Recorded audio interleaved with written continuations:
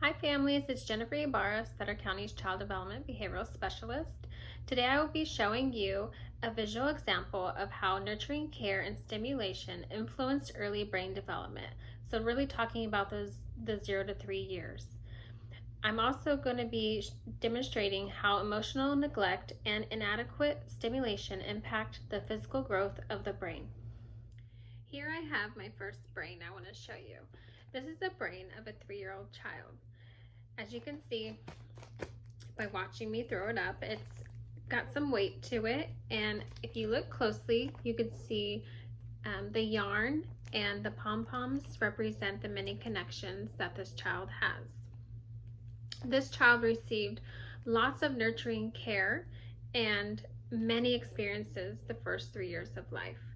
So some of these experiences could have been this child was talked to frequently as a young baby, talking to the baby about what's going on in their world, what they see, and anything that's in their environment.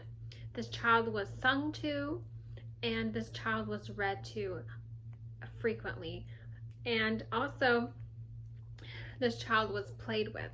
So it had lots of back and forth exchanges with his parents, and he was able to explore his environment, and the parents were following his interest every step of the way, allowing for his curiosity, and set up many opportunities for him to go explore new places and experiment with new types of materials. Here I have another 3-year-old brain. As you can see, there's not a lot going on in this brain. There are definitely less connections than the last brain we saw. This child didn't have nearly as many experiences as the last child. So I would say a parent wouldn't allow this child to explore their environment, didn't wonder about their curiosity, didn't allow for new experiences. Maybe this child stayed in the stroller for long periods of time, or in a pack and play for long periods of time. And it also could have been a child who watched a lot of TV, had a lot of phone and tablet time as well. So here's the size comparison from the brains that I just showed you, so you can get a better look at the differences. This one's much lighter, this one's way heavier than this one.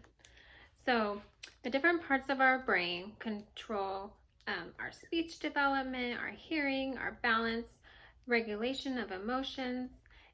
When you give your child more experiences, such as this child, and practice, you can see the connections are bigger and stronger, and there are more of them. There's much more activity in this child's brain. In other words, this child is thinking, talking, and solving problems. And so I want to ask you, which one of these brains would you like for your child when they are 3 years old?